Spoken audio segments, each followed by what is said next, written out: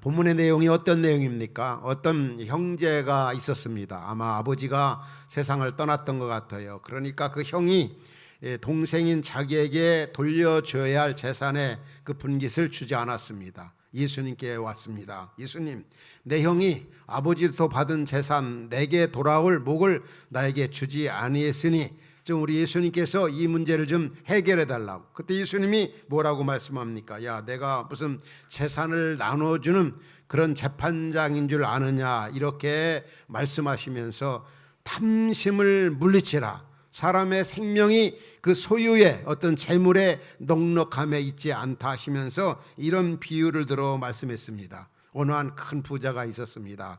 이제 가을이 되었는데 평상시에도 돈이 많고 재물이 많았는데 가을에 되어서 이제 많은 곡식과 물건을 창고에 모아드려야 하는데 현재 있는 창고로서는 좀 모자라다, 그런 생각이 되었습니다. 큰일 났습니다. 이 많은 물건과 이 곡식을 어디에다 넣어두지? 이러다가 생각 끝에 그렇게 생각한 겁니다. 이쪽 저쪽 동서남북에 있는 현재 있는 창고를 지금보다 1배 혹은 2배 혹은 10배 크게 지어가지고 거기에다가 곡식을 또 많이 쌓아두고 또 물건도 거기에 쌓아두고 이제 나는 평생 이제는 편안히 먹고 마시고 즐겁게 살자, 누리며 살자, 이런 생각을 하고 있을 때 하나님 아버지께서 너 오늘 밤에 내 영혼을 거두어가겠다, 이렇게 말씀했습니다. 그러시면서 예수님이 뭐라고 그랬습니까?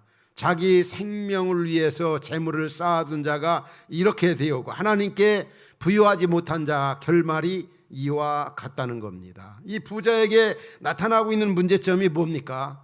인생이 무엇인지, 또 죽음이 무엇인지, 또 인생이 얼마나 연약하다는 거, 또 한치 앞을 내다볼 수 없다는 거, 또 이 재물을 하나님처럼 인생의 전부인 양 살았다고 하는 사실입니다. 오늘날도 우리 주변에 오면은 이런 부류의 사람들이 이곳저곳에 있습니다. 인생이 뭔지도 모르고 물질이 전부인 양, 하나님이 주신 물질도 그 남에게 나눠주고 쓰라고 주신 건데 그런 것은 전혀 생각하지 아니하고 자기만을 위해서 또 그것만 의지하고 그것만 사랑하고, 이런 것들을 본문에서는 탐심이라고 말씀합니다. 이 본문에 등장하는 부자의 그 어리석음을 보면서 어떤 생각이 되어집니까? 잠언 27장 1절에 그런 말씀이 나오죠. 너는 내일 일을 자랑하지 말라. 하루 동안에 무슨 일이 일어나는지 너희가 알 수 없습니다. 그렇죠? 언제 우리가 이 세상을 떠날지 아무도 모릅니다. 또 앞에 어떤 일이 일어날지 아무도 모릅니다. 또 우리 인생을 가리켜서 야고보서 4장은 뭐라고 말씀합니까? 너 인생이 무엇이냐? 너희는 내일 일을 알지 못하는도다. 내 생명이 무엇이냐? 잠깐 보이다가 없어지는 안개와 같은 게 우리 인생이다. 그런데 하나님 없이 계획도 세우고 또 물질의 이 탐심을 가지고 그게 인생의 전부인 양 살아가는 이런 부자 사람들, 예수님께서 이 복음서에 보면은 부자에 대한 그 교훈들이 많이 나타납니다. 부자에 대한 경고의 말씀들이, 가령 마태복음 19장이나 마가복음 10장에 보면 부자 청년이 예수님께 나왔어요. 어떻게 하면 좀 영생을 얻을 수 있습니까? 어떻게 하면 죽지 아니하고 계속 누리며 살 수 있습니까? 그때 이제 예수님께서는 부자이니까 그런 질문을 던졌지요. 너 있는 거 팔아가지고 가난한 사람들에게 주라. 그러니까 이 부자가 돈이 많아가지고 심히 근심하며 돌아갔다, 이런 말씀이 있어요. 바로 이 자기밖에 모르고 돈밖에 모르는, 또 누가복음 19장에 봐도 부자 삭개오가 나오잖아요. 수단 방법을 가리지 아니하고 이제 백성으로부터 세금을 착취해 가지고 로마 정부에 바치고 나머지는 자기가 다 착취해 부자가 되었어요. 그렇지만 마음에 평안이나 만족이 없었어요. 이런 그 삭개오 같은 이 부자. 또 누가복음 16장에 보면은 이 부자와 거지 나사로의 비유가 나오잖아요. 이웃도 생각하지, 하나님도 생각하지 아니하고 살아갔던 이 사람들, 이 부자들. 그 예수님은 부자에 대해서 그렇게까지 말씀했어요. 부자가 천국에 들어가는 게 너무너무 어렵다. 마치 낙타, 낙타가 바늘기로 들어가는 것보다 더 부자가 천국에 들어가는 것이 쉽지 않다는 거지요. 그리고 이 말씀을 우리가 극단적으로 생각하면 부자는 천국에 못 가고 가난한 사람만 천국에 가는가요? 결코 그런 말씀이 아니죠. 부자가 이 천국에 들어가기가 어렵다고 그랬지 부자가 천국 들어간다 그렇게 말씀하지 않았어요. 왜냐하면 이 부자가 천국에 들어가지 못하는 이유가 이 물질을 하나님같이, 마치 북한의 김정은이 핵을 하나님처럼 의지하는 것처럼 이 부자들 대부분이 보면 하나님처럼 의지하고 그것이 인생의 전부인 양, 마치 사람의 생명이 그 소유의 넉넉함에 있는 것처럼 살아가는 그런 부류의 사람들이 많이 있기 때문에 꼭 제가 그런 얘기를 우리 소그룹 모임에서 나눌 때가 있습니다. 같은 믿지 않는 두 부류의 사람이 있는데 한 사람은 굉장히 부자고 한 사람은 너무 가난하다. 그런데 나는 굉장한 부자보다 굉장히 가난한 사람이 앞으로 어떤 가능성을 볼 때 더 행복하게 보인다. 왜냐하면 이 부자는 그 물질 때문에 하나님을 멀리하고 하나님을 믿지 않을 확률이 더 높기 때문에, 가난하기 때문에 가난한 사람은 그 어려움이나 약함 때문에 하나님을 찾을 확률이 더 높고 기대가 되어지기 때문에 인간적인 그런 어떤 기준에서 경험적으로 보면은 가난한 사람들, 약한 사람들, 외로운 사람들, 병든 사람들, 세상으로 또 따돌림을 당한 이런 분들이 주님 앞에 돌아온 일이 많습니다. 예수님 당시에 큰 두 행렬이 있었죠. 그 엘리트 행렬이라고 하는 이 바리새인들, 이 사두개인들, 그 사람들 다 세상적으로 잘난 사람들이에요. 그런데 그들이 얼마나 하나님 나라 대적한 그 부류의 사람들이 많이 있었는지 모릅니다. 그러나 예수님 따르는 행렬들은 약한 자, 애로운 자, 슬픈 자, 병든 자, 이런 분들, 그래서 예수님을 의지하고 애롭고 고독하니까 하나님을 의지하고 하나님을 찾았다는 사실이죠. 이 부자들에 대한 이 경고, 특별히 이들에게 큰 죄가 뭡니까? 이 물질에 대한 이 탐심입니다. 탐심, 이 탐욕, 욕심이 너무 많다는 거죠. 한도 끝도 없이 혹간에 우리가 살면서 그런 것을 경험합니다. 부자들 가운데 정말 그 부자 못지않게 이렇게 그 의도나 목적에 맞게 살아가는 사람도 있지만 그렇지 않은 분들이 많다는 거죠. 그 많은 재산, 그 많은 물질, 그 욕심 때문에 어떨 때 보면 부자가 된 것처럼 느껴질 때가 많이 있습니다. 그 사람이 왜 부자가 되었느냐? 계속 욕심 부리고 수단 방법 가리지 않고 쌓아놓아가지고 부자 된 사람도 많이 있다는 거죠. 우리 예수 믿는 사람들은 적어도 이런 소리, 두 가지 소리는 듣지 말아야 된다고 생각해요. 아, 그 사람 진짜 돈밖에 몰라 말이야. 돈밖에 몰라. 여러분들 혹시 그런 소리 들어본 적 있어요? 아, 그 사람 정말 얼마나 욕심 많은지 몰라. 욕심 많다는 소리, 돈밖에 모른다는 소리. 이것은 예수 믿는 사람으로서 덕스럽지 못하지요. 뭐 다 돈이 필요하죠. 물질이 필요하죠. 오늘 본문에서는 예수님께서 탐심을 물리치라, 탐욕, 욕심내지 말라, 부자에 대한 경고에 말씀하시면서 우리에게 귀한 메시지를 던져주고 있습니다. 그리고 우리 가운데 여기 본문하고 관련되는 분들은 제가 볼 때 우리 식구들 가운데 거의 없다고 생각해요. 다 하루하루 어떻게 보면은 한 찹을 내들 없이 내다볼 수 없을 정도로 그런 물질적인 면에서 불안하게. 그러나 여러분, 부자만이 이런 탐심에 빠지는 게 아니에요. 우리는 너무나 가난하기 때문에, 힘들기 때문에 하루하루 사는 것이. 그리고 요즘에 우리에게 들려오는 소식들이 어떤 소리입니까? 이 세계적인 경제 불황, 한치 앞을 내다볼 수 없고 때로는 앞으로 먹고 살고 이런 생각하면 잠이 오지 않는 그런 분들이 참 많이 있어요. 그러나 우리는 너무 가난하기 때문에 때로는 이 탐심을 우리가 가질 수 있다는 거죠. 이 탐심이 뭡니까? 탐심, 바로 이 아주 너무 욕심 부리는 거, 지금보다 더 많이 더 크게 가지려고 하는 거 있잖아요. 이런 것들이 탐심입니다. 더 소유하고 싶어하는 그런 마음, 더 획득하고자 하는 그런 마음, 또 다른 사람과 이렇게 비교해가지고 다른 사람보다 더 많이 가지려고 하는 그런 욕심 있잖아요. 우리가 자주 듣는 이 톨스토이 단편 소설 가운데 이런 얘기가 있잖아요. 어떤 왕이 아주 가난한 농부에게 이런 제의를 했습니다. 너 아침부터 저녁까지 내가 마음껏 밟는 땅을, 걸어 다닐 수 있는, 뛰어 다닐 수 있는 그 땅을 다 주겠다. 그러니까 이 욕심 많은 이 농부는 참 가난하지, 어렵죠. 그러니까 새벽 일찍 일어나가지고 새벽부터 저녁 늦게까지 그 많은 땅을 차지하려고 돌아다니고 뛰어다니고 먹지도 않고 쉬지도 아니하고, 그러나 그가 막상 시작 출발점에 다시 돌아왔을 때 그냥 죽고 말았습니다. 여기에 주는 메시지가 뭡니까? 사람이 어떤 삶, 생명보다 이 소유, 어떤 뭔가 많이 가지려고 하는 이런 부분에 큰 문제가 있다고 하는 것을 우리에게 보여주고 있습니다. 오늘 우리 가운데 이렇게 특별히 물질적인 그런 면에서 너무 많이 욕심부리고 너무 많은 것을 획득하려고 하고, 그래서 우리는 이 출애굽기 20장에 그런 말씀이나 우리에게 주신 계명 가운데 마지막 10계명의 말씀이 뭡니까? 내 이웃의 집을 탐내지 말라. 내 이웃의 아내나 그의 남종이나 그의 여종이나 그의 소나 그의 낙이나 물은 내 이웃의 소유를 탐내지 말라. 우리는 자꾸 이렇게 살아가면서 비교의식에서 오는 어떤 이 박탈감, 이런 것도 있지 않습니까? 상대적 어떤 박탈감. 그러나 우리 예수 믿는 우리들은 그런 부분을 초연할 수 있어야 되고, 또 이웃을 사랑해야 되고, 그런 부분에 대해서 부러워하거나 탐내거나 그러지 말라는 거죠.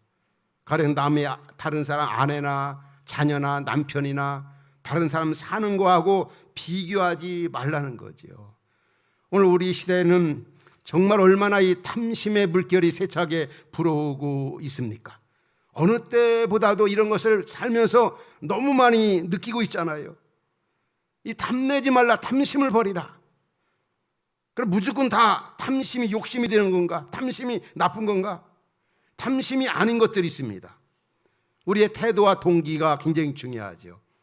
자, 여러분, 우리가 부자가 되려고 합니다. 돈을 많이 벌고 싶은 거죠. 좋은 집에 살고 싶고, 좋은 차 타고 다니고 싶고, 좋은 옷 입고 싶고, 때로는 좋은 신발 신고. 그러나 그런 것들이 탐심에서 비롯되면 그것이 하나님 앞에 죄가 될 수가 있죠. 우리 고린도전서 10장에 그런 말씀 나와요. 너희가 뭘 먹든지 마시든지 다 하나님의 영광을 위해 살아. 하나님의 나라, 하나님의 영광, 하나님의 뜻, 그런 일을 드러내는 일이라면 거기에 목적을 두고 살아가면 괜찮다는 거죠. 부자가 되든 우리가 어떤 좋은 집에 살든. 그러나 때로는 이런 것들이 남에게 덕이 되지 않는 경우도 많이 있습니다.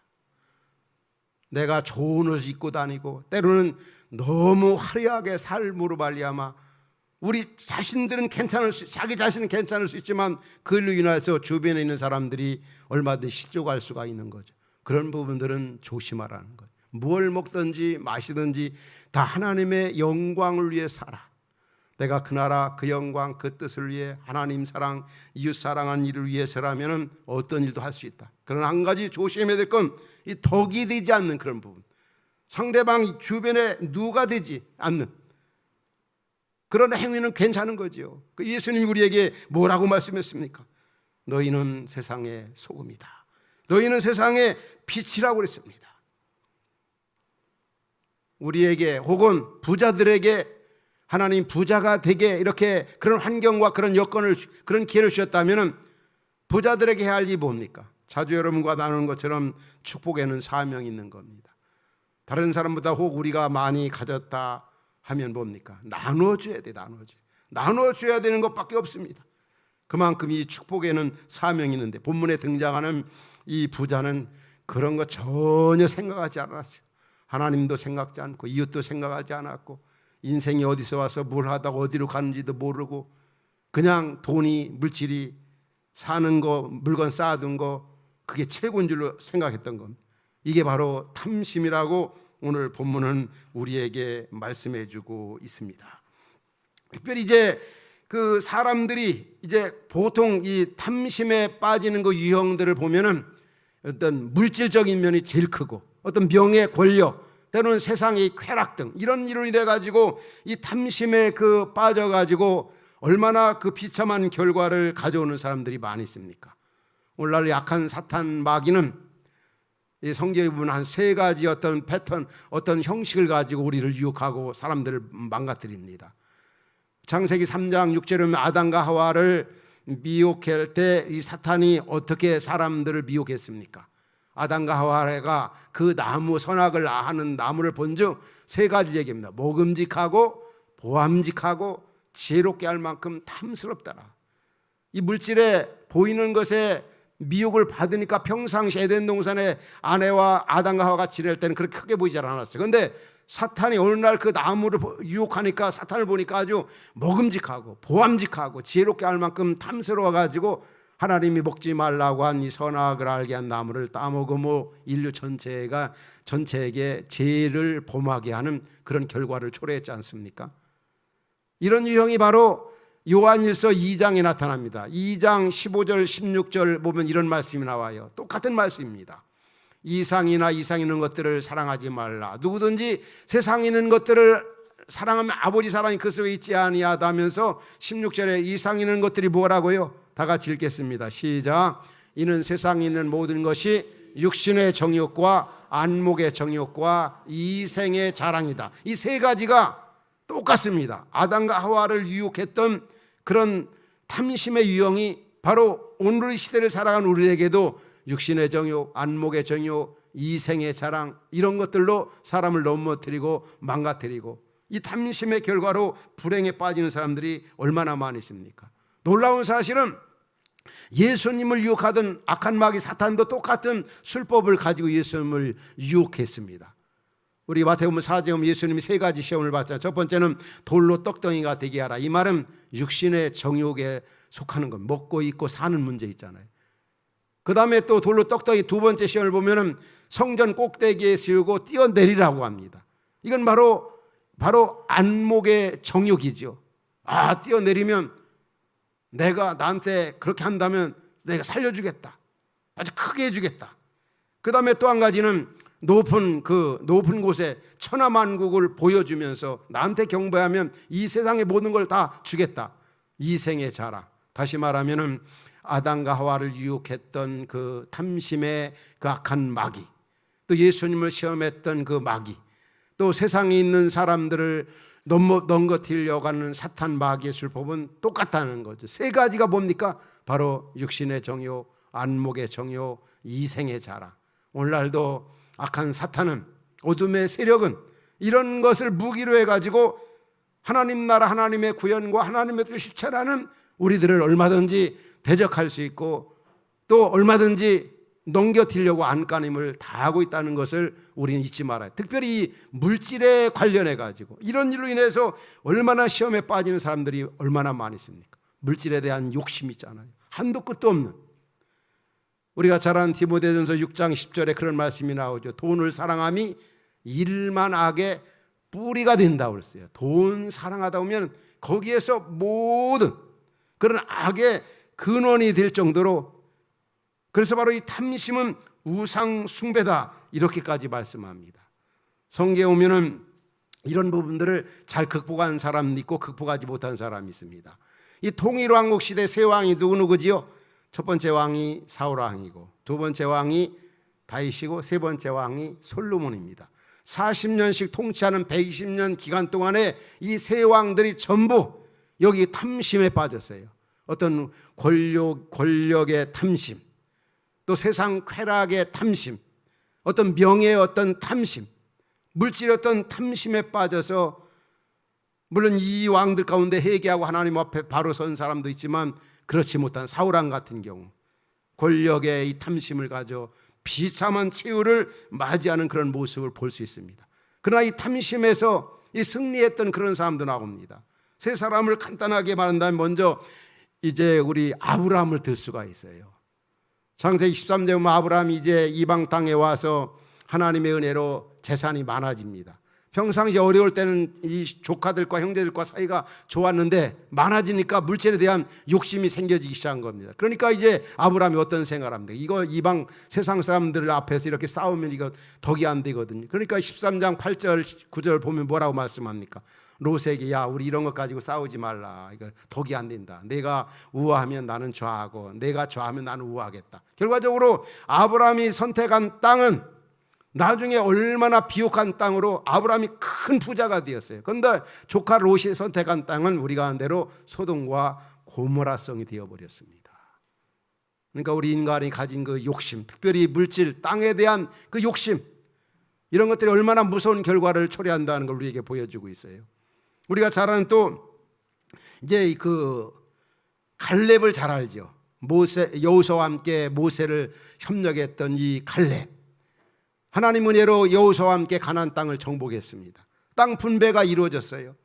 그런데 이 갈렙이 선택한 땅은 여호수아에게 얘기합니다. 나는 다른 땅, 비옥한 땅, 기름진 땅보다는 헤브론 산지를 달라고. 헤브론 산지, 이게 가장 안 좋은 땅이거든요. 왜 그럴까요? 얼마든지 좋은 땅을 원할 수 있는데도 그걸 포기하고 이 히브론 산지 아낙 자손들이 살고 있는 그 땅을 선택한 이유가 바로 40년 전에 여호수아와 함께 그 땅을 이제 탐방 왔었지요. 탐지하러 왔었는데 하나님이 약속의 말씀대로 그 땅을 주셨습니다. 지금 그 땅에 와 있잖아요. 그 하나님의 은혜, 하나님의 사랑, 하나님의 그 놀라운 그런 그 비전들을 계속 그 땅에 품고 살면서 그 나라 그 영광, 그 뜻을 위해 살고 싶었던 겁니다. 이 갈렙, 얼마든지 소유할 수 있고 주장할 수 있고 그런 권리가 있음에도 불구하고 하나님의 뜻을 생각하고 하나님 나라를 생각하고 그 히브론 산지를 선택하는 이 갈렙, 이게 바로 탐욕에서 승리한 사람이에요. 또 한 사람은 여호수아죠. 여호수아는 우리가 지도자입니다. 가나안 땅을 정복했습니다. 12지파대로 땅을 다 분배했는데 다 다른 사람 나눠준 다음에 맨 나중에 자기가 제일 좋지 않은 그런 에브라임 산지를 또 그가 선택하는 걸 볼 수 있습니다. 자, 이런 분들을 보면은 나도 좀 이 땅에 살면서 아브라함 같은 그런 넓은 마음, 또 갈렙 같은 그런 마음, 또 우리 여호수아 같은 그런 넓은 그런 마음을 가지고 좀 내려놓고 포기할 거 포기하면서 하나님의 나라를 구하고 하나님의 뜻을 구하며 살 수는 없을까? 여러분 어떻게 살고 싶습니까? 정말 이 탐욕에서 자유하고 승리했던 그런 사람들,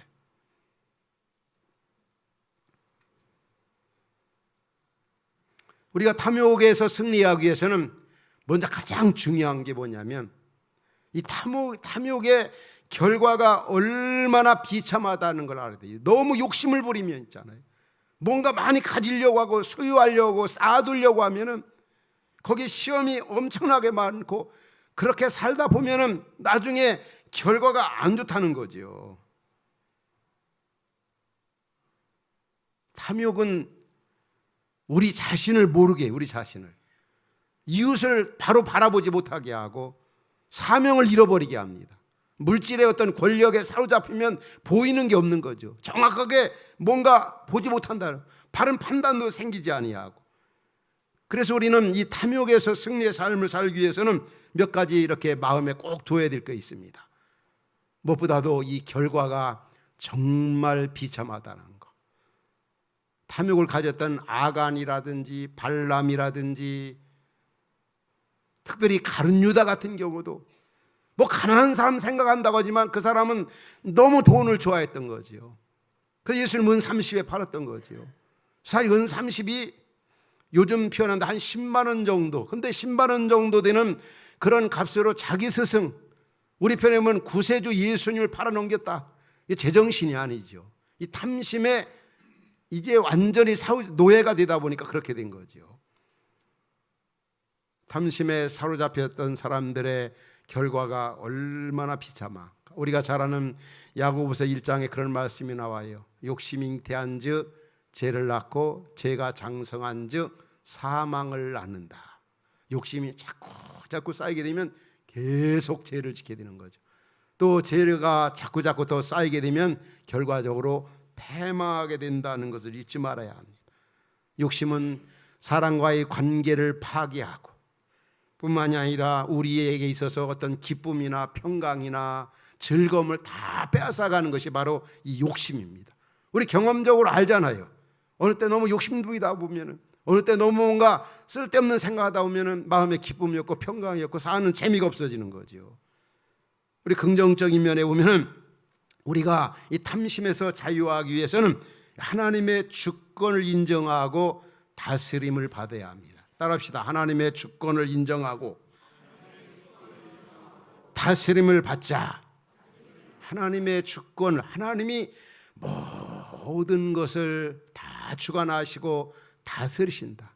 아까도 우리 찬양을 드린 것처럼 지나온 날의 모든 삶의 발자취를 돌아오면 하나님이 다 주셨습니다.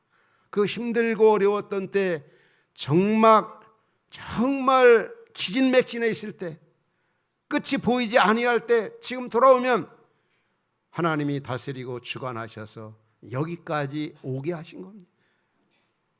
그래서 우리가 세상 욕심이나 어떤 탐심이나 그런 것에서 벗어나기 위해서는 하나님이 모든 걸 주관하시고 다스리는 분이다. 내가 믿는 하나님은 주권자이신 하나님이시다. 이게 굉장히 중요한 거죠. 우리 잠언 3장 6절에 그런 말씀 나오잖아요. 너는 범사에 여호와를 인정하라. 그리하면 내 길을 지도하시라. 범사에 하나님을. 또 한 가지가 있다고 한다면 자족하며 하루 단위로 살아가는 거예요. 자족. 그냥 먹을 것과 입을 것이 있은즉 족한 줄로 생각하고 하루하루 단위로 살라는 말은 순간순간 하나님을 의지하며 살라는 거지요. 오늘 하루하루를 인생의 마지막인 것처럼 의미 있게 행복하게 살라. 하나님 의지하면서 말이에요. 언젠가는 사는 날 가운데 진짜 마지막 날이 온다는 걸 기억해야 합니다. 오늘 우리가 사는 것처럼 언젠가 마지막 날 분명히 이런 날이 온다는 거죠. 지난 주간에 일본의 오카노 목사님 제자훈련에 이어봐서 대가라고 볼 수 있는 오야마 목사님, 우리 서정 목선 유사님이 그 교회에서 사역을 하시는데 그분도 하나님의 부르심을 받아 가셨다는 소식을 들었습니다. 또 이 시대에 C.S. 루이스라고 하는 대영성가라고 볼 수 있는 미국의 틴켈러 목사님도 또 하나님의 부르심을 받아 가셨더라고요. 그런 모습을 보면서 우리도 때가 되면 가는구나. 순간순간 하나님이 언제 부르실지 모르는구나. 정말 좋은 흔적을 남기고 좋은 주의 발자취를 남겨야 되겠구나. 그런 생각이 저는 또 여러 우리에게는 들 수 있습니다. 우리 곁에 있던 많은 분들에게 이제 떠나가는 걸 보면서 순간순간 있는 것으로 만족하고 감사하고 뿐만이 아니라 하루하루 단위로 살아가는 것. 한번 여러분 말씀드린 우리 성도님들 한번 생각해 봅시다. 오늘이 내 생의 마지막이라고 한다면, 오늘 저녁 혹은 2주간의 생의 마지막이라고 한다면 우리의 삶의 발자취를 돌아오면서 가장 아쉬운 것이 무엇으로 남을 것인가? 무엇인가 한번 생각해 보십시오. 저는 자주 그런 생각을 해보는데, 만약에 생의 마지막이 오늘이라고 한다면, 이달이라고 한다면 가장 아쉬운 것이 뭘까? 그럴 땐 저는 두 가지더라고요. 나에게 영원한 생명을 주신 우리 주님을 마음껏 사랑하지 못한 것. 또 하나는 모든 사람들을 마음껏 전심으로 사랑하지 못한 것. 그럼 이런 아쉬움을 언제부터 실천해야 될까요? 앞으로 좀 한가해지면, 여유가 있으면 아닙니다. 오늘이라 일컬는 동안에, 오늘부터, 바로 이 시간부터. 여러분, 우리가 이 땅에 하나님이 우리를 남겨주신 이유가 뭡니까? 사명을 감당하라고, 그 나라 그 영광 그 뜻을 위해 살라고, 하나님 사랑 이웃 사랑하며 살라고 우리를 구원하셨고 우리 땅에 남겨두신 겁니다. 그래서 이 땅에 의미가 있는 거죠. 우리 언젠가 이 땅을 다 떠나갑니다.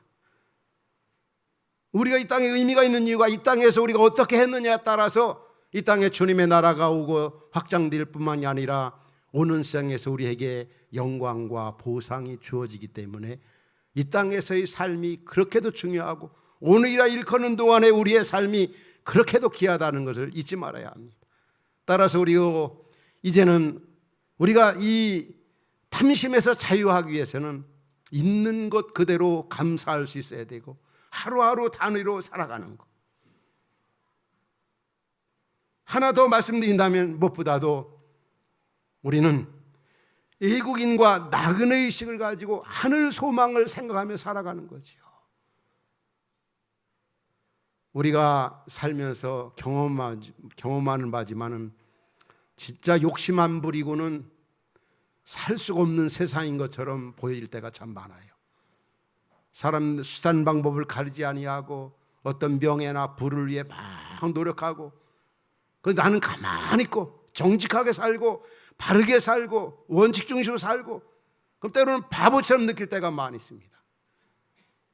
그렇지만 우리가 힘 있는 이유가 뭡니까? 우린 예수님을 만남으로 말미암아 보아이신 예수님을 발견했어요. 천국을 발견했어요. 그분을 믿음으로 영원한 생명을 소유했어요. 우리가 이 땅에서 작은 것을 포기하고 내려놓을 수 있는 이유가 뭡니까? 큰 것을 발견했기 때문에 그래요. 우리가 일시적이고 순간적인 것을 내가 초연할 수 있는 이유가 뭡니까? 우리는 영원한 것을 발견했기 때문에. 우리는 예수님 만나 사는 이유와 목적을 알게 되었어요. 우리에게는 돌아갈 그런 고향이 확실합니다. 그 이상에 있는 것들을 그렇게 크게 보여지지 않는 이유가 더 큰 것을 발견했고 더 영원한 걸 찾았기 때문에 예수님 만나서 사는 이유와 목적을 알게 되었잖아요. 인생이 어디서 와서 무엇을 하다가 어디로 가는가? 우리 하나님부터 보내어진 보냄을 받은 사명적인 존재입니다. 무엇을 하다가 하나님 나라, 하나님의 영광, 하나님의 뜻을 위해 살다가 어디로 가는가? 우리는 하나님 앞에 가는 겁니다. 하늘의 소망, 하늘의 영광이 우리에게 있을 때 이 땅에 있는 것들을 무가치하게 보여지죠. 그분을 만난 것, 그분을 발견한 게 최고이기 때문에. 그렇지 않고는 우리 결코 이 세상에서 탐심을 버릴 수가 없어요. 왜? 그렇게 살면 다 죽는 것 같고 다 망하는 것 같고 다 살 수가 없기 때문에. 그렇지만 그렇게 살아갈 때 하나님의 임재와 능력과 채워주심과 부어주심과 도와주심을 경험하면서 더 나아가 우리는 하늘의 영원한 보아이신 예수를 발견했고 하늘의 영광이 있기 때문에 그러한 것입니다. 여러분, 지금까지 어떻게 살아왔습니까? 어떻게 살고 있고 앞으로 어떻게 살고 싶습니까?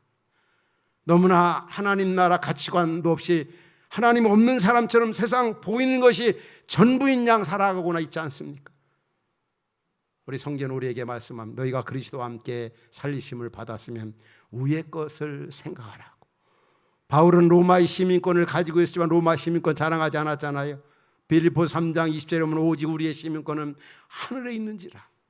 부활의 그 주님을 생각하고 그 영원한 날을 생각하면서 이 땅에서 그 나라 그 영광 복음을 위해 남을 위해 이웃을 위해 멋지게 살았던 그런 바울의 모습, 예수님 닮은 삶을 살았던 바울의 모습을 보면서 우리 하는 일이 다르지만 여러분 그렇게 살고 싶지 않으십니까? 하늘의 영광, 하늘의 소망. 그래야 할 때 우리 이 땅에서 탐심 갖지 아니하고 주께서 주신 일을 은혜롭게 능력 있게 감당할 수가 있는 겁니다. 말씀 듣는 성도 여러분 모두에게 이러한 은혜가 있기를 주의 이름으로 축원합니다. 기도하겠습니다. 하나님 아버지, 오늘 또 우리에게 탐심이 기승